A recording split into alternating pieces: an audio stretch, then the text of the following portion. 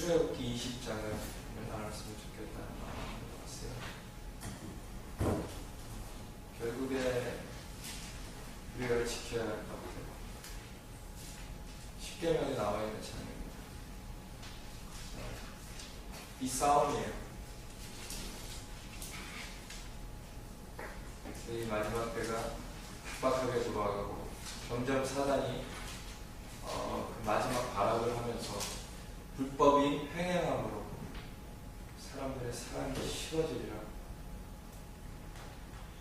근데 예수님께서는 율법과 선지자의 강령, 그 모든 것들을 단 두 문장으로 압축을 하셨어요.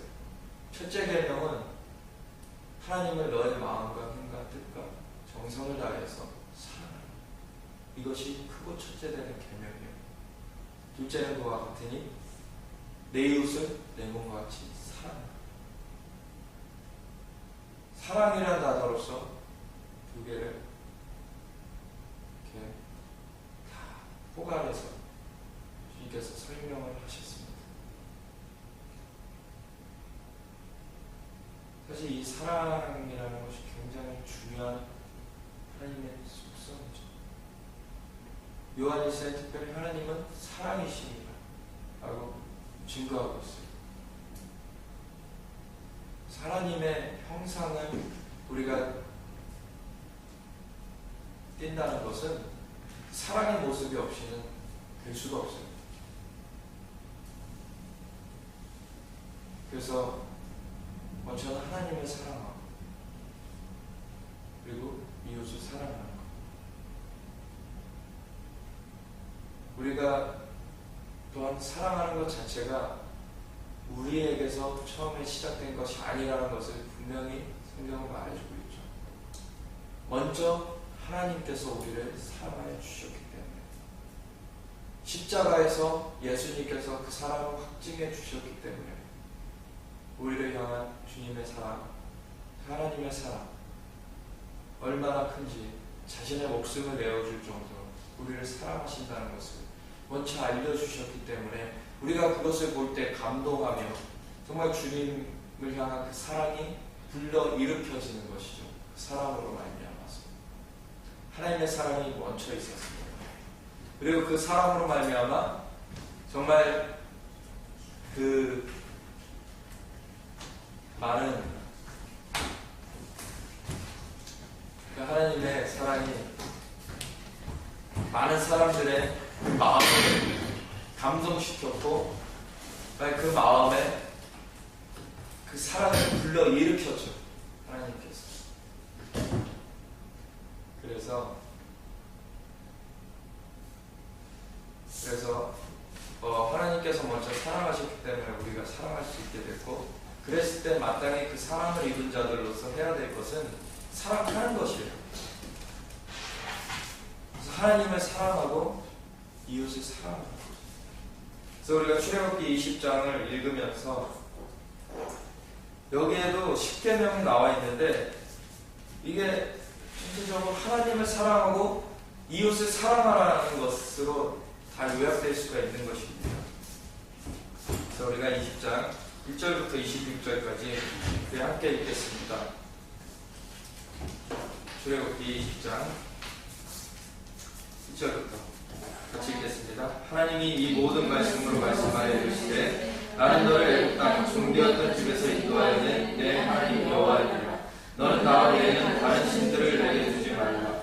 너를 위하여 새긴 우상을 만들지 말고 또 위로 하늘에 있는 것이나 아래로 땅에 있는 것이나 땅 아래 물속에 있는 것에 어떤 형상도 만들지 말며 그것들에게 절하지 말며 그것들을 섬기지 말라. 나 내 하나님 여호와를 질투하는 하나님인즉 나를 미워하는 자의 죄를 갚되 아버지로부터 아들에게로 3,4대까지 있게 하거니와 나를 사랑하고 내 계명을 지키는 자에게는 천대까지 은혜를 베푸느니라. 너는 내 하나님 여호와의 이름을 망령되게 부르지 말라. 여호와는 그의 이름을 망령되게 부르는 자는 죄 없다 하지 아니하리라. 안식일을 기억하여 거룩하게 지키라. 엿새 동안 힘써 내 모든 일을 행할 것이나 일곱째 날은 내 하나님 여호와의 안식일인즉 너나 내 아들이나 내 딸이나 내 남종이나 내 여종이나 내 가축이나 내 문안에 먹는 백이라도 아무 일도 하지 말라. 이는 엿새 동안에 나 여호와가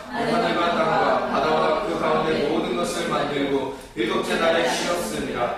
그러므로 나 여호와가 안식일을 복되게 하여 그날을 거룩하게 하였느니라. 내 부모를 공경하라. 그리하면 내 하나님 여호와가 내게 준 땅에서 내 생명이 되리라. 살인하지 말라. 간음하지 말라. 도둑질하지 말라. 내 이웃에 대하여 거짓 증거하지 말라. 내 이웃의 집을 탐내지 말라. 내 이웃의 아내나 그의 남종이나 그의 여종이나 그의 소나 그의 낙이나 물은 내 이웃의 소유를 탐내지 말라. 무 백성이 우레와 번개와 나팔소리와 산의 연기를 본지라. 그들이 볼 때 떨며 멀리 서서 모세에게 이르되 당신이 우리에게 말씀하소서. 우리가 들으리이다. 하나님이 우리에게 말씀하시지 말게 하소서. 우리가 죽을까 하나이다. 모세가 백성에게 이르되 두려워하지 말고 하나님의 말씀은 너희를 시험하고 너희를 경외하여 범죄하지 않게 하려 하심이니라. 백성은 멀리 서 있고 모세는 하나님이 계신 순간으로 가까이 가니라. 여호와께서 모세에게 이르시되 너는 이스라엘 자손에게 이같이 이르라. 내가 하늘로부터 너희에게 말한 것을 너희 스스로 보았으니 너희는 나를 이겨서 은이나 금으로나 너희를 위하여 신상을 만들지 말고 내 토나를 쌓고 그 위에 내 양과 소로 내 번제와 황제를 드리라. 내가 내 이름을 기념하게 하는 모든 곳에서 내게 임하여 복을 주리라. 내가 내게 돌로 제단을 쌓거든 다른 돌로 쌓지 말라. 내가 정으로 그것을 쪼며 부정하게 함이니라. 너는 징계로 내 제단에 오르지 말라. 내 아체가 그 위에서 드러날까 함이니라. 아멘.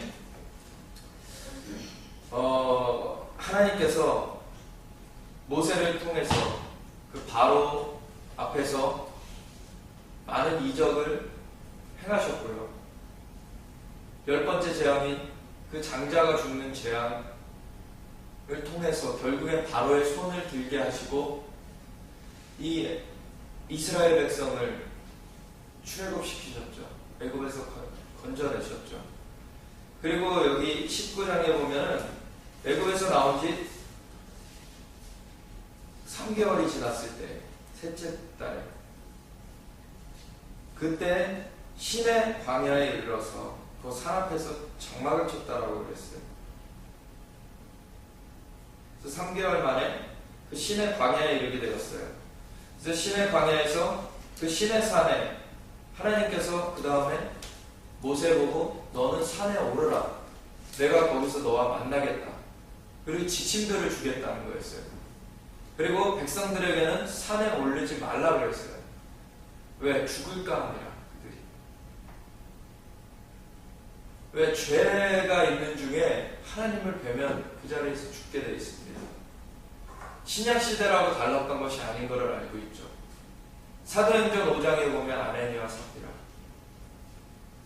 그 범죄한 중에 그 거짓말하고 자신들이 모든 것을 팔아서 헌금을 했다라고 거짓말을 했는데 성령이 베드로에게 알게 하셨죠. 베드로 사도에게 저들이 얼마를 감추었다.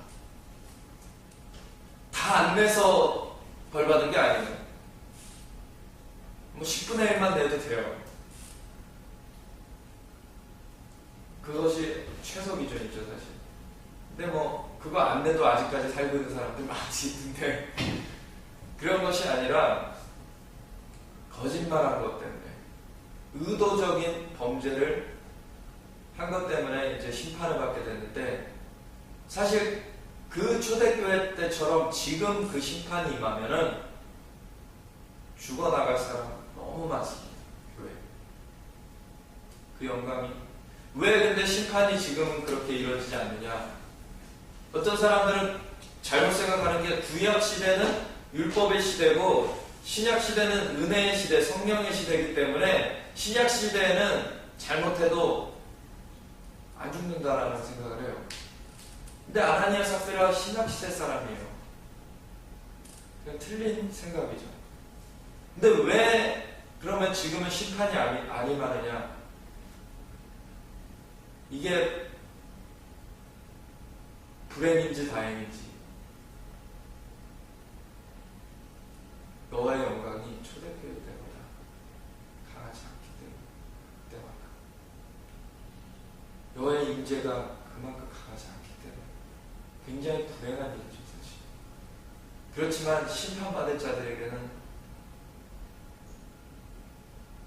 어떻게 보면 다행한 일이죠. 그러나 결국에는 심판은 오게 돼 있고 그 전에 돌이키지 아니한 사람들은 심판을 받게 돼 있어요. 그러니까 속히 돌이켜야 되는 것이고요. 우리가 정말 주님의 인재를 바라고 영광을 바라지만 그 심판 앞에 준비가 되어 있는가를 점검해 봐야 돼요. 여호와의 영광이 임하면, 인재가 임하면 그 거룩하신 주님께서 임하시게 되면은 직결 심판이 있는가 그때. 인재가 강하면 강할수록 심판도 더 명확하게 이루어져요.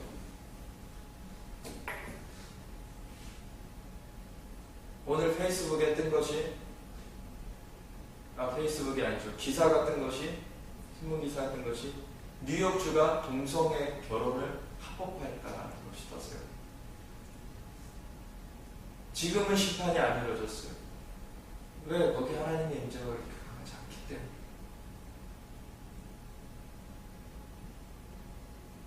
지금 하나님께서 임하실 때 심판이 임합니다.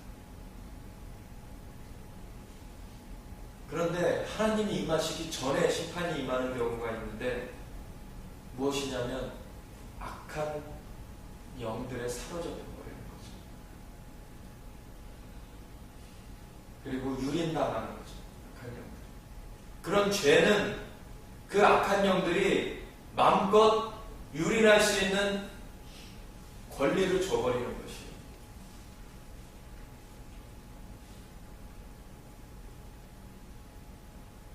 그래서 이렇든 저렇든 심판은 임하게 되어 있습니다. 죄가 있는 것은.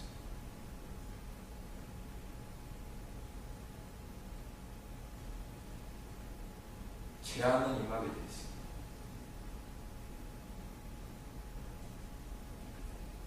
근데 그 전에 돌이켜 살기를 하나님께서 원하십니다. 근데 그러할 때 세상 사람들은 눈이 가려져 있어서 그 세상의 신이 그 믿지 않는 자들의 마음을 혼미케 하여서 그들을 죽음 가운데로 끌어가고 있기 때문에 깨닫지 못하는 짐승과 같습니다. 사실 계시록에도 보면은 하나님의 나라에 들어가지 못하는 자의 목록 중에 개와 같은 자가 있습니다. 짐승 같은 자죠. 깨닫지 못하는 자예요. 종기에 처하나 깨닫지 못하는 자는 짐승과 같다라고 그러셨어요. 하나님의 은혜가 임하고 있어요. 은혜가 지금도 역사하고 있어요. 그런데 그것을 거부하고 깨닫지 못하고 돌이키지 않는 자는 짐승과 다를 바가 없다. 은혜를 받을 만할 때 받아야 됩니다. 여호와를 만날 만할 때 찾으라. 그러면 너희가 여호와를 만날 겁니다. 그것이 하나님의 말씀이죠. 하나님께서 안 만나주시는 게 아니죠. 이사야서 59장에 보면 여호와의 손이 짧아 너희를 구원치 못함이 아니요 오직 너희의 죄가 그 사이에 담을 내어서 가까이 하지 못하게 만들었다. 이렇게 하고 있습니다. 지금 아무리 많은 죄를 지었어도 돌아올 수 있는 길을 하나님께서 마련해 주셨어요. 그것이 예수님이시죠. 예수님의 십자가 보혈로 그 모든 죄악을 다 씻어버리실 수가 있으십니다. 그렇게 하길 원하셔서 예수님을 그 죽음 가운데 두셨던 거죠. 그런데 그렇게까지 하나님께서 제공해 주셨는데도 돌아오지 않는 사람들이 사실 심판대 앞에서 무슨 말을 하겠습니까?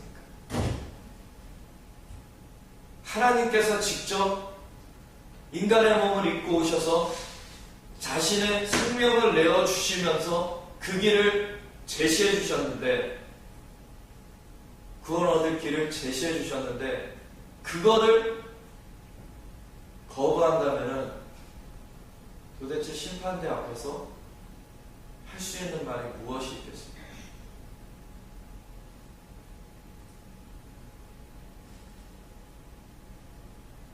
이 마지막 때에 예수님께서도 말씀하셨듯이 불법이 횡행함으로 사람들의 사랑이 식어지는 일들이 있겠다고 하셨어요.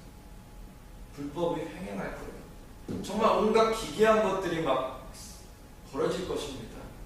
정말 그 사람의 일들이 아닌 것들이, 그 짐승의 영이 부추기는 거죠.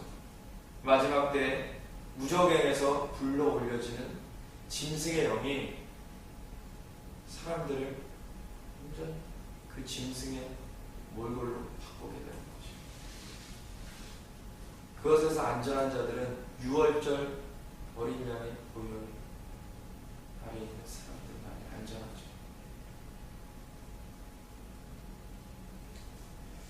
근데 여기 보면은 십계명을 보면은 하나님을 사랑하라, 정말 이웃을 사랑하라, 그것으로 요약할 수 있다고 말씀을 드렸어요.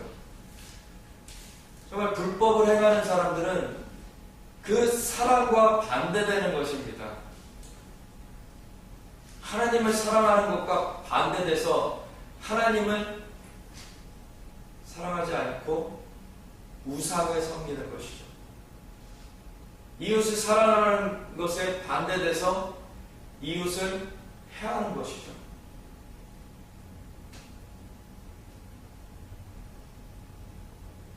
그래서 결국에는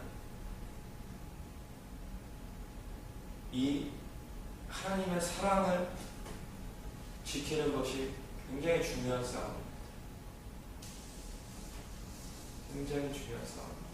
그래서 계시록 2장에도 그 소아시아 일곱 교회 중에 에베소 교회를 향하여서 너가 이것도 잘하고 저것도 잘하고 다 잘했다. 근데 한 가지 책망할 것이 너가 첫사랑을 버린다. 이 첫사랑을 회복치 않으면 내가 촛대를 내게서 옮기우리라. 그것이 책망의 말씀이었어요. 하나님을 향한 그 사랑, 그것이 우리가 살 수 있는 그겁니다. 그리고 그것이 이 마지막 때에 그 어두움 가운데 이길 수 있는 힘입니다. 그것이 구체적으로 근데 어떻게 하라는 것이 나와 있는 것이 십계명이에요. 그리고 그 이후로부터 사실 종에 관한 법, 폭행에 관한 법, 배상에 관한 법, 너는 이렇게 해라 하고 쭉 말씀해 주고 계시는 것이 율법이죠. 근데 사람들이 굉장히 신약시대 오면서 율법이 무가치한 것으로 생각을 해요. 근데 예수님께서 율법이나 선지자를 내가 폐하러운 줄로 생각하지 말라. 내가 온전하게 하라고 한다.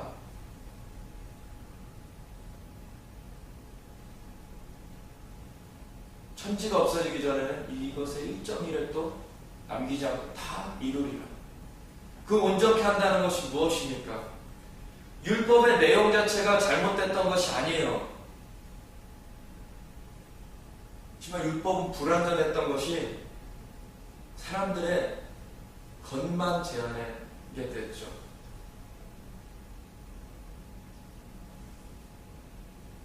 물론 이 안에는 마음에 대한 것이 녹아 들어 있어요. 분명하게 하나님께서 그걸 원하셨어요. 그렇지만 율법 자체로는 그걸 이룰 수가 없었어요. 근데 이것이 마음으로서 이룰 수 있게 된 것은 언제입니까? 예수님께서 십자가에 못 박혀 돌아가시고 그 피로써 모든 죄를 대속하시고 나서 성령님께서 오시게 되면서 성령님께서 그 각 사람 속에 들어가시게 되면서 각 사람은 그 속으로 마음으로 그 모든 법도를 지킬 수 있게 되었죠. 비로소. 그러니까 율법이 악한 게 아닙니다. 율법은 선한 것이에요. 근데 율법 주의는 악해요. 율법 주의는 무엇을 말하는 것입니까? 율법으로서 구원을 얻을 수 있다라고 하는 것이에요. 율법은 구원 얻으라고 준 것이 아니라 그전에도 몇 번 말씀드렸지만 모세가 오기 430년 전에 이미 아브라함한테 믿음으로 의롭다 여기셨어요. 하나님께서. 그래서 믿음으로 구원 얻는 거예요. 하나님을 믿으면 그것을 의로 여기셨다라고 그러셨어요. 이 율법은 무엇입니까? 그 하나님 나라에서 그들이 살아가는 법도입니다. 그 하나님 나라의 삶이 어떠해야 되는가? 세상 사람과 구별시켜 놓은 것이에요. 하나님께서. 근데 그것이 처음에는 모세를 통해서는 겉으로 제한하는 법을 주신 거고요. 예수 그리스도를 통해서 그걸 온전케 하신 거예요. 내가 율법이나 선지자를 폐하러 온 줄로 생각하지 말라. 내가 온전케 하려 왔도다. 예수님께서 율법에 따라 돌아가셨어요. 사실 그것을 제사장의 손에 사실은 참소를 받아서 죽었는데, 어린 그 하나님께서 주신 법도대로 하면은 누가 양을 잡게 돼 있습니까? 속죄양을 제사장이 잡게 돼 있어요. 그 율법의 절차대로 사실 예수님께서 돌아가셨어요. 물론 못 박은 건 로마 병사입니다. 근데 그런 것을 하나님께서 그때 당시에 일부를 그들의 더러움을 완악하게 만드시면서 그 듣지 못하는 귀와 보지 못하는 눈과 깨닫지 못하는 심령을 주셔서 그들이 완악한 채로 그 역할을 감당하게 하셨어요. 사실 하나님께서 그때. 근데 그것이 무엇 때문이라고 로마서 11장에 나옵니까? 이방의 충만한 수가 차기까지 그 구원을 이루시죠. 예수님께서 십자가에 못 박혀 돌아가시지 않으셨다면 구원은 없습니다. 이 율법을 온전하게 지킬 수가 없죠. 그 누구도. 이때 사람들도 이 율법이 주어졌던 이 모세 시대의 사람들도 율법을 지켰기 때문에 구원을 받았던 것이 아니에요. 율법을 지키면 너가 복이 있을 것이다 라고 약속하셨던 것 같이 복된 삶을 살았죠. 율법을 지킬 때. 근데 율법을 지키지 않으면 저주를 받을 것이다. 저주를 받았어요. 근데 그 더 속에는 이때에도 하나님을 믿는 믿음으로 구원을 받았던 것을 우리는 분명히 알아야 됩니다. 그리고 하나님을 믿는 자들은 율법을 또한 지켰어요. 그렇게 봐야죠. 왜 예수님께서 바리새인들을 향하여서 책망을 하셨습니까? 외식하는 자라고 책망을 하셨어요. 그런 속에는 그렇지 않으면서 겉으로만 포장해서 그럴듯하게 보인다는 거죠. 외식한다는 것은 겉과 속이 다르다는 거예요.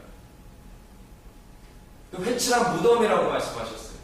안에는 송장이 썩어가는데 겉에는 번지르하게 칠을 해놔서 그럴듯하게 보이게 만들어놨다는 거죠. 그걸로는 구원을 얻지 못합니다.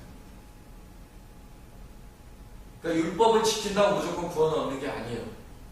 근데 이것을 보십시오. 믿음이 있는 사람은 율법을 지켜요. 지금도 마찬가지입니다. 우리가 이때 음식법이나 이런 걸 지키지는 않아요. 그런데 이 최소한 10계명은 너무나 당연한 것이죠. 우리가 마음으로 하나님을 사랑하고 이웃을 사랑하는 것이죠. 그리고 그것에 따라 그 사랑의 법도를 따라서 행동을 하는 거예요. 근데 야고보서에 분명히 이렇게 기록되어 있어요. 행함이 없는 믿음은 죽은 믿음입니다. 그것으로는 구원 얻지 못한다. 율법을 지키기 때문에 구원 얻는 것이 아닙니다. 그렇지만 믿음이 있는 자는 율법을 지키게 되어 있어요. 율법을 온전케 하신 예수님의 그 안에 거하시기 때문에 그 율법에 대하여 온전하게 된 거죠.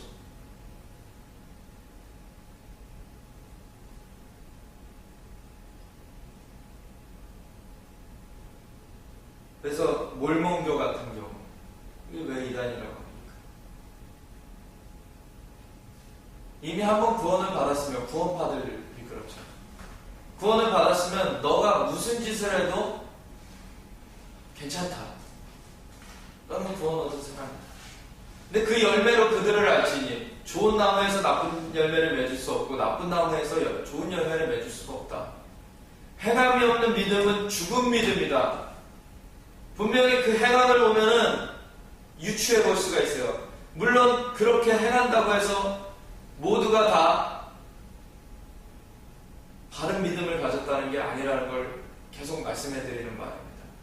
율법주의자들은 율법을 지키지만 그들 안에는 참된 믿음이 없었던 것을 알고 있죠. 하지만 반대로 역으로 믿음이 있는 사람은 행함이 있다라는 거예요. 열매가 있다라는 거예요. 좋은 열매. 그거를 구분하지 못하고 행함으로 구원을 얻는 게 아니니까 행함은 다 의미가 없다라고 자꾸 치부해버리는 게 요즘에 그런 추세 중에 하나입니다. 방종한 삶을 살게 하는 거죠. 면죄부를 파는 것과 같아요. 그거는 거짓 믿음, 그런 그 구원에 이르지 못할 믿음을 안겨주고서는 안심을 시키는 거예요. 무서운 일입니다. 진정 회개해야 되고요. 죄악에서 돌이켜야 돼요. 그것을 할 수 있도록 하나님께서 모든 것들을 다 제공해 주셨어요. 하나님의 사랑을. 예수님께서 피 흘려 돌아가심으로 피값으로 모든 그 빚진 것들을 다 청산해 주셨고요. 저희 빛에. 이제 그리고 성령을 부어주셔서 이제는 성령의 능력으로 생명의 성령의 법으로 죄와 사망의 법에서 해방되게끔 하셨어요. 근데 그 생명의 성령의 법을 따라가지 않으면은 죄와 사망의 법 가운데 매여서 죽음의 길로 갈 수 없는 거죠.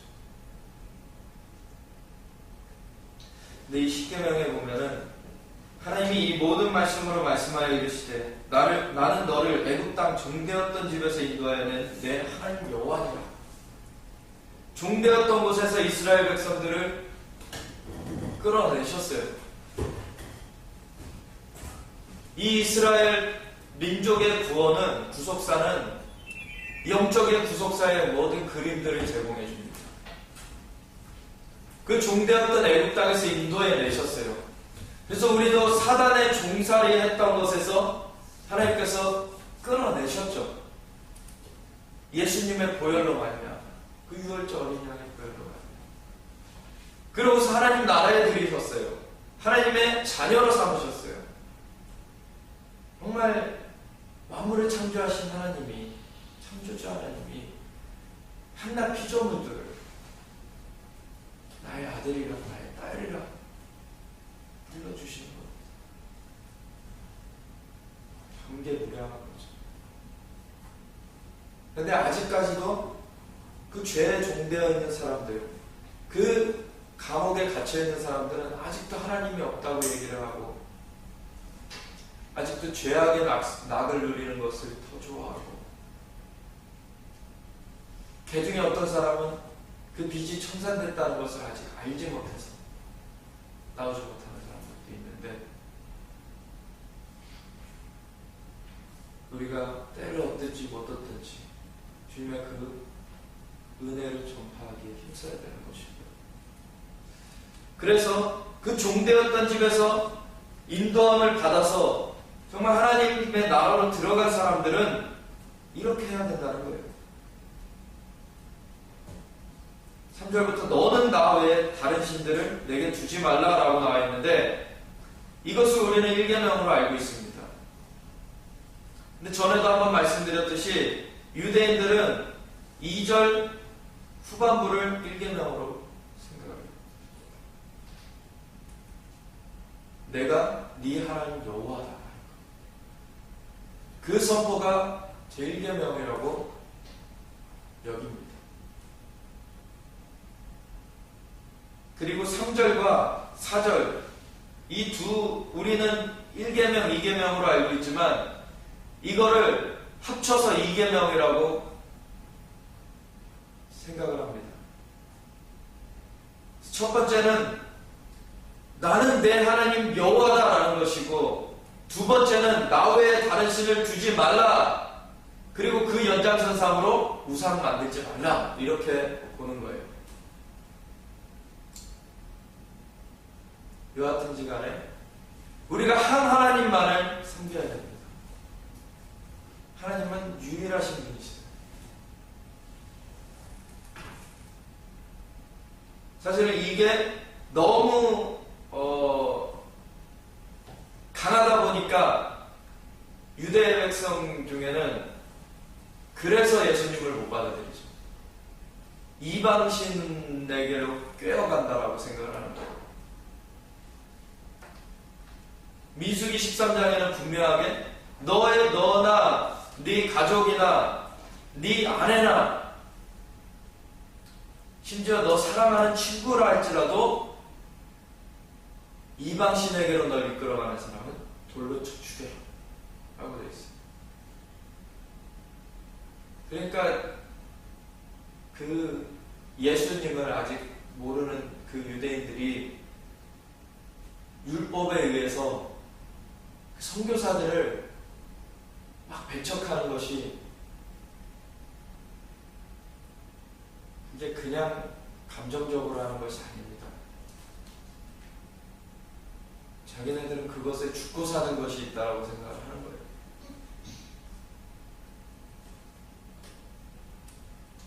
그럴 때일수록 우리는 정말 사랑하는 그 모습을 보여야 되는데, 왜 그러냐면 그 십자가의 복음을, 예수님의 복음을 역사상 크리스천들이 회파해 놓은 것에 대해서 우리가 다시금 오해를 풀어줘야 돼요. 십자군 전쟁 때 정말 십자가를 들고 자신들을 죽였던 그 십자가를 어떻게 그들이 곱게 볼 수가 있겠습니까? 그것은 사랑의 십자가가 아니었어요. 예수님의 십자가가 아니었습니다. 그 사단의 종되었던 그런 무리들이었죠.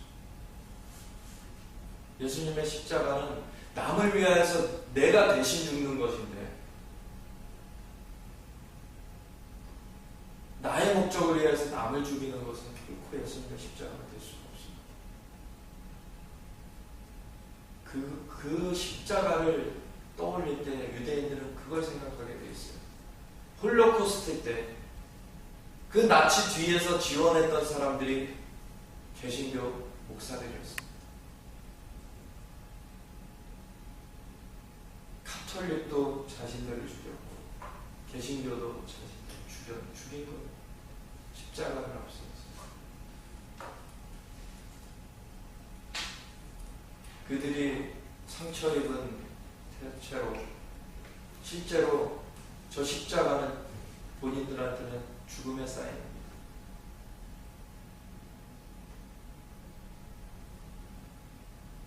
그때 정말 참된 십자가의 메시지를 증거할 수가 있어요.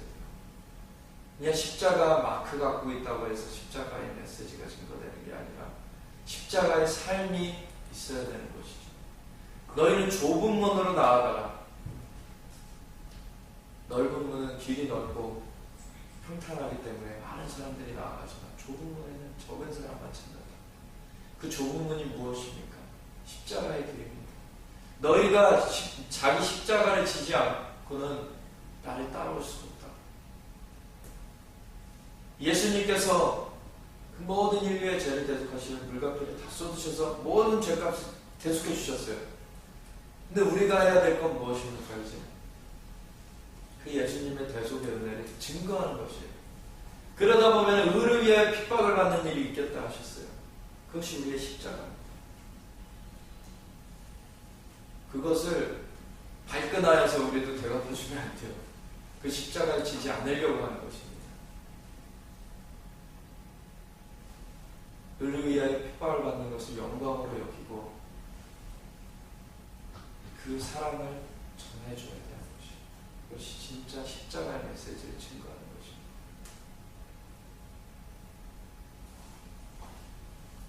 그럴 때 이들이 알게 돼요. 눈에 베일이 벗겨지게 돼요. 그들이 그렇게 찾던 메시아, 바로 예수아가 메시아시고, 예수아는 그동안 우리를 죽이던 그 이단의 괴수인 줄 알았는데 우리를 구원해줄 메시아. 이 마지막 때 굉장히 그 흐름이 바뀌고 있죠. 마지막 때 열방에서 이스라엘 위해서 기도하는 그룹들을 하나님께서 일으키고 계세요. 이스라엘 땅에 와서 그들을 사랑한다고 말하는 사람들이 막 일어나고 있어요. 정말 고맙다고, 너희들 때문에 우리가 복음을 듣게 되었고 살게 되었다고, 감사하다고, 너희들의 메시아가 걸려요.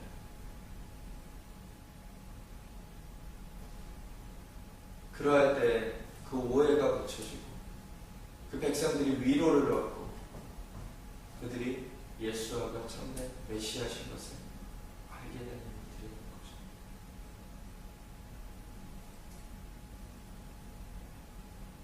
근데 이 나외의 다른 신들을 내게 두지 말라, 이것 때문에 사실 예수님을 받아들이기 너무 힘들었는데, 예수님이 그 오해된 모습이 아니라 정말 예수님 그대로의 모습이 그들에게 증거될 수 있다면 이들도 예수아가 메시아인 것을 알게 되는 거죠.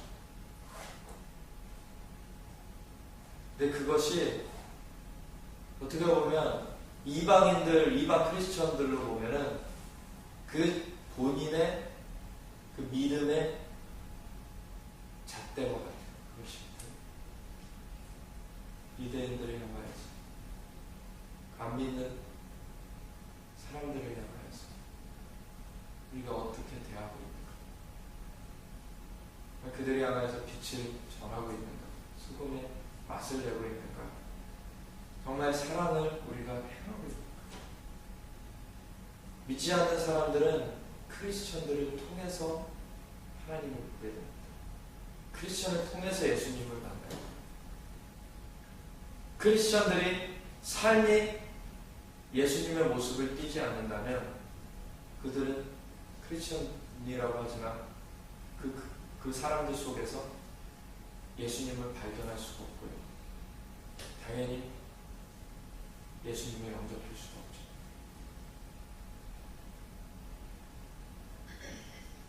그래서 첫 번째는 유대인들의 말로 의하면 나는 내 하나님 여호와니라. 두 번째는 너는 나 외에 다른 신들을 내게 두지 말라. 그래서 우상도 새기지 말라. 이것이었고요. 세 번째는 너는 내 하나님 여호와의 이름을 망령되게 부르지 말라.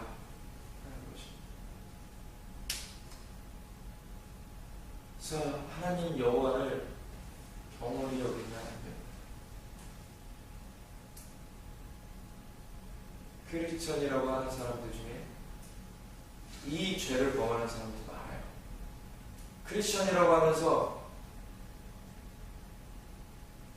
다른 크리스천들한테 사기를 쳐요. 하나님의 이름. 얼마나 망령되게 일컫는 것이 많습니다. 자신의 이득을 위하여서 하나님을 끌어다 쓰고 있습니다. 그거 죄 없다 하지 않겠다며 그래서 그거 죄 없겠다는 것입니다.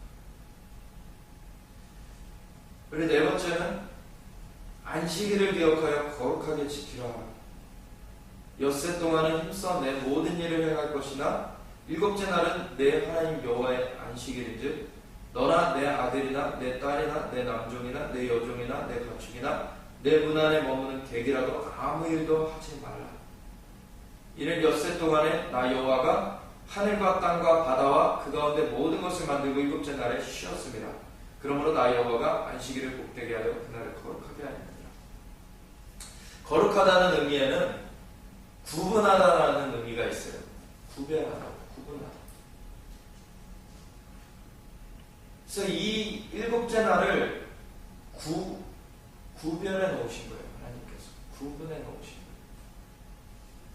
그래서 이 일곱째 날을 지키는으로 말미암아 그 모든 백성들이 여호와와 함께한다는 것을 이를 계속 상기시키게 하셨고요. 그래서 계속 유지해 나갈 수 있도록 하나님께서 장치를 해두신 거예요. 나도 6일 동안 일하고 7일째 쉬었다. 너희도 쉬어라. 왜? 너희는 내 백성이니까. 보조를 맞춰가야 될 거 아니에요. 하나님의 백성이에요. 뭐가 잘났다고 혼자 앞서갑니까? 하나님보다 잘났습니까? 여기까지는 이 네 번째 계명까지는 하나님을 사랑하라는 그 말로 압축이 되는 거죠. 하나님을 사랑하라는 거예요. 온 마음과 정성과 힘과 뜻을 다하여서 하나님을 사랑하라. 그거면은 이 모든 것이 다 지켜지게 되어 있어요.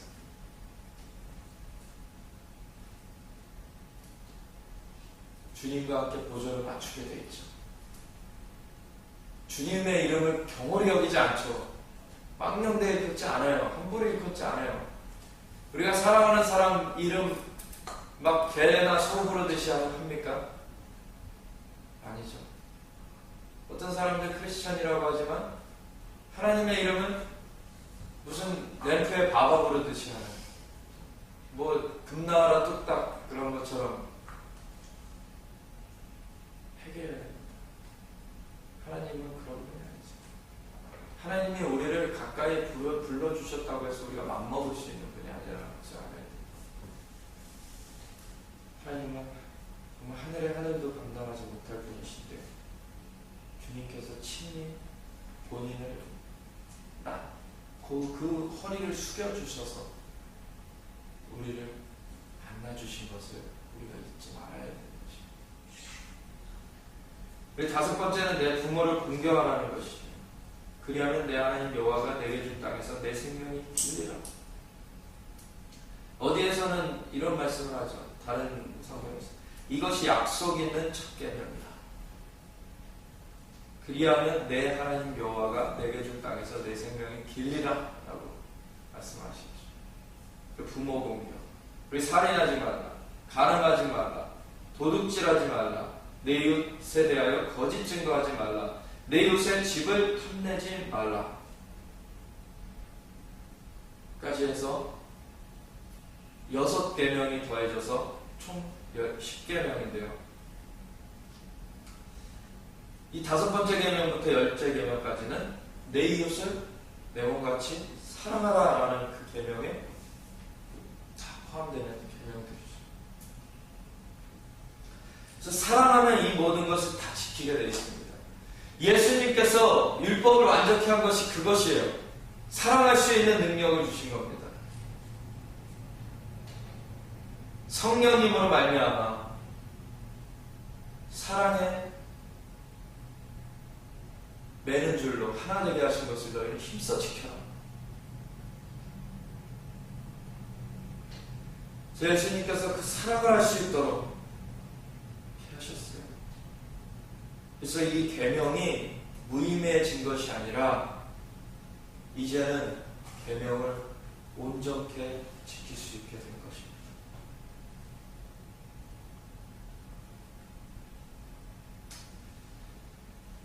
그때 뭇백성이 우레와 번개와 나팔 소리와 산의 연기를 본지라 그들이 볼 때 떨며 멀리 서서 모세에게 이르되 당신이 우리에게 말씀하소서 우리가 들으리이다. 하나님이 우리에게 말씀하시지 말게 하소서, 우리가 죽을까 하나이다 했더니 모세가 하는 말씀을 잘 들으십시오. 백성에게 이르되 두려워하지 말라. 하나님이 임하심은 너희를 시험하고 너희로 경외하여 범죄하지 않게 하려 하십니다. 여호와의 영광을 보여주셨어요. 그것은 목적이 시험하고 여호와를 경외하여서 범죄치 않게 만들려고. 주님께서 그 장관을 보여주신 거죠. 우레와 번개와 나팔 소리와 연기. 그것이 하나님이 자기 과시하려고 하신 것이 아니에요. 안 그러셔도 그 자체로 거룩하신 분이시고, 영광과 존귀와 찬양, 감사, 그 모든 것이 다 주님께 있으신 분이십니다.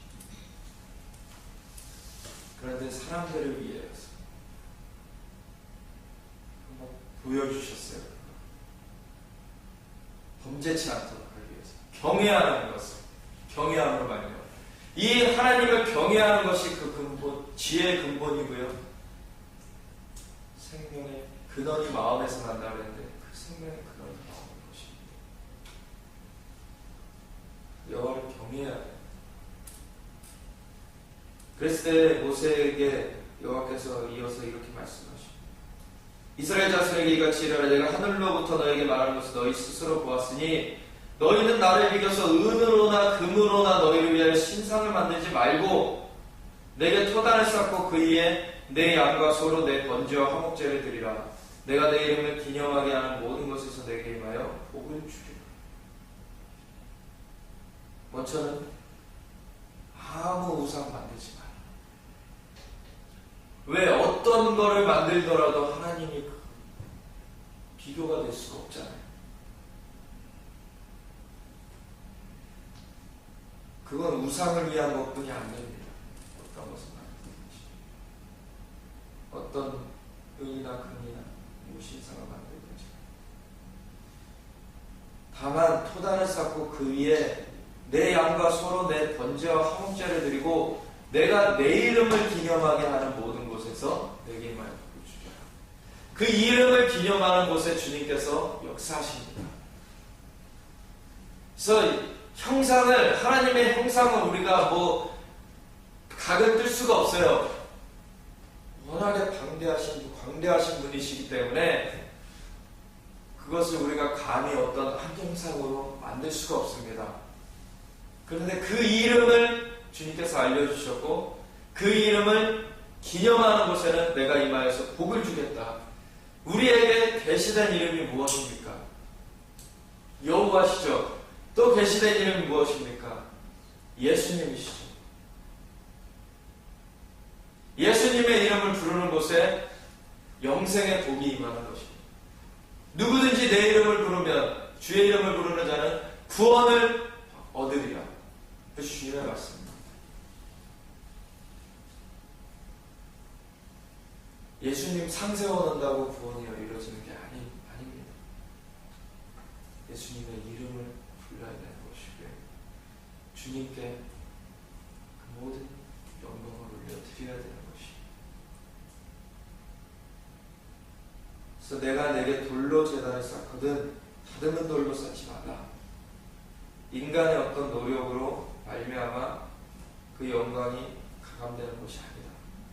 내가 정으로 그것을 좀 부정하게 될 뿐이다. 오히려 자연 그대로, 내가 창조한 그대로 그냥 쌓아내야 된다. 너는 층계로 내 제단을 오르지 말라. 내가 제가 그 위에서 드러날까 합니다. 이거는 어떻게 보면 사람들을 위한 말씀과 같아요. 층계로 제단을 올 때 하체가 그 위에서 드러나 있다고 했을 때 그 백성들이 얼마나 제사장에 대한 인식이 그렇겠습니까? 어쨌든 이 십계명을 통해서 하나님을 사랑하고 정말 이웃을 사랑하라는 것을 너무나 분명하게 하나님께서 제시해 주신 것인데, 이 마무리하는 것이 우상을 만들지 말라고 마무리하고 있습니다. 근데 이 마지막 때 적그리스도의 정부에서 우상을 만든다라고 되어 있죠.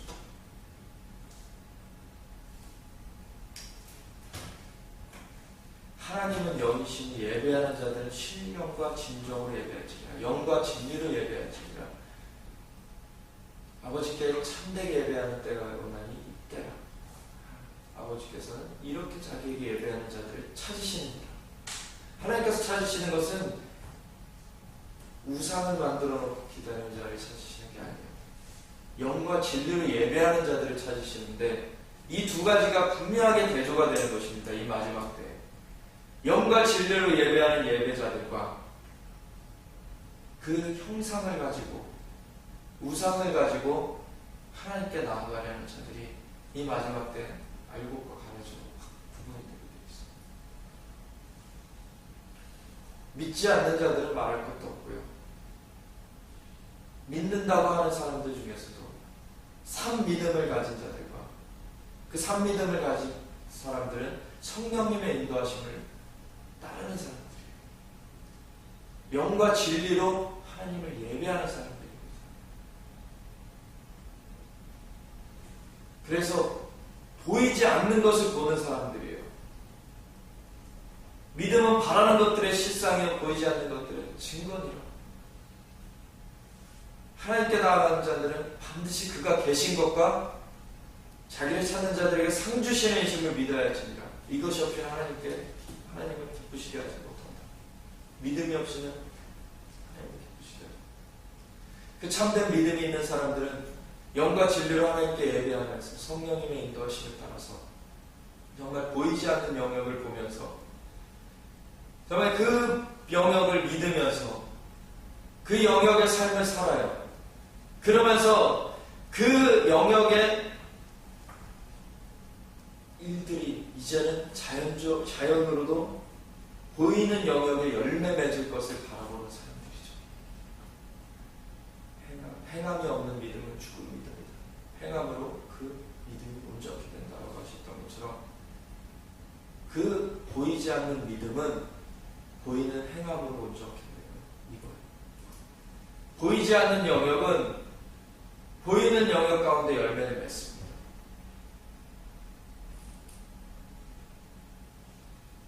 그래서 마지막 때 이스라엘과 함께 사는 것이 너무 중요한 것입니다. 하나님께서는 그 보이는 열매를 보여주시는 거예요. 하나님께서 지금 어떻게 나오고 계신지를 너무나 명백하게 볼 수 있도록 세상에 선포하고 계시는 거예요. 근데 그것마저도 거부하게 되면 더 이상 방법이 없는 것입니다.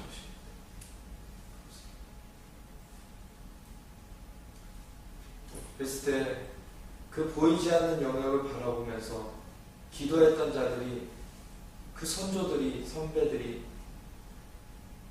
이스라엘이 재건되는 것을 보게 되었어요. 예루살렘이 수도로 회복되는 것을 보게 되었어요. 우리도 지금 세상의 정세는 어떻게 돌아갑니까? 이스라엘을 나누려는 쪽으로 계속 돌아가요. 점점 이스라엘을 압박해 갑니다. 점점 이스라엘을 고립시켜가요. 그래서 그 대열에 속하지 않으면 우리도 고립될 것 같이, 그렇게 세상의 흐름은 그렇게 진행이 돼가고 있어요. 이 세상 정말 공중의 권세 잡은 자 마귀가 그렇게 시나리오를 각본을 써나가고 있죠. 그럴 때 우리의 믿음이 어디 있습니까? 그 보이는 것에 있습니까? 보이지 않는 것에 있죠. 그것을 보는 사람들은 분명하게 그 하나님의 말씀을 믿고, 그 보이지 않는 영역, 지금은 아직은 성취가 되지 않았지만 분명하게 말씀대로 이루어질 것을 믿으면서 지금 그것을 바라보고 있는 사람들은 분명하게 하나님과 보조를 맞춰서 갈 것입니다. 영과 진리로 하나님을 예배하면서 하나님과 함께 그 이스라엘을 회복에 동참하며 주님께서 이 마지막 정말 그 열방의 그 수많은 사람들을 다시금 돌이켜서 그 거대한 추수를 이루시면서 주님의 다시 오실 길을 예비해 가시는 그 물결에 동참하게 될 것이죠. 그래서 바카와 베시아가 찬송하는 주의를 보시며 하면서 주님을 맞이하게 될 것이죠. 그래서 세상에 미혹하는 영이 지금 아무리 180여 개국, 190여 개국 중에서 140여 개국으로 미혹해서 지금 이스라엘을 땅을 나누려는 그 계획 가운데 동참시켰다 할지라도 우리는 절대 거기에 서면 안 됩니다. 하나님의 계획 가운데 서야 되고 하나님의 말씀 가운데 서야 됩니다. 그래서 우리나라가 그렇게 서기를 우리 또한 기도해야 됩니다. 수많은 사람들이 이것에 깨어 일어날 수 있도록 하나님께서 그 우상을 섬기는 자들을 멸하실 것입니다. 마지막에 짐승의 우상을 거짓 선지자가 만들어 놓고 42달 동안 그 예루살렘에서 그 가증한 것이 멸망에 가증한 것이 거룩한 곳에 산 것입니다. 그런 것이 42달 동안 있을 것이지만 그때 그것에 참여하여서 악한 그 무리에 미혹된 자들이 짐승의 표를 받고 666 표를 받고 그 짐승에게 경배하는 일들이 있을 것이지만 여호와를 아는 자는 강하여서 용맹을 말할 것입니다. 절대 타협하지 아니하고 그 보이는 것은 절대 하나님이 될 수 없다. 예수님의 임하심은 번개가 동편에서 나서 서편까지 번쩍이같이 그렇게 임하실 것이다. 물론 부활하신 그 몸을 입고서 주님께서 다시 오실 것이지만 주님은 온 열방의 통치자로서 그 모든 자들이 볼 수 있게 임하실 것이고 모든 열방을 다스리실 것이다. 그것을 분명하게 우리가 붙잡아야 되는 것이고요. 환란 때 그 많은 미혹과 환란이 있을 것입니다.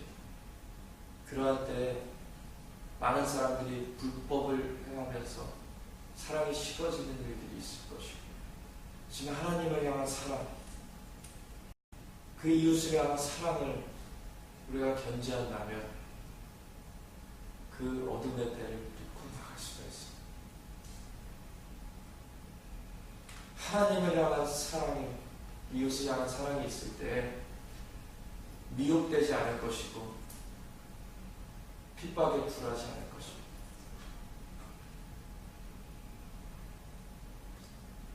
그래서 우리가 정말 한 분 하나님만을 그렇게 섬기며 주님께만 영광을 올려드리며 그 이웃들이 죄악으로 말미암아 그 멸망으로 가는 것을 건지기 위하여서 정말 핍박을 당할지라도 목에 칼이 들어올지라도 한 사람에게라도 더 복음을 증거하기 위해서 나아가게 되는 것이죠. 그러한 것이 우리 심령에 있어야 됩니다. 그것은 생명의 성령의 법, 그 성령님께서 인도하여 주시는 것이고요. 그 성령님의 인도하심에 우리가 열려 있어야 됩니다. 모든 소스가 생명의 근원이 마음에서 나는 것이고요. 그 성령님께서 우리 안에 내주하셔서 모든 그 영생하도록 솟아나는 샘물이 되리라.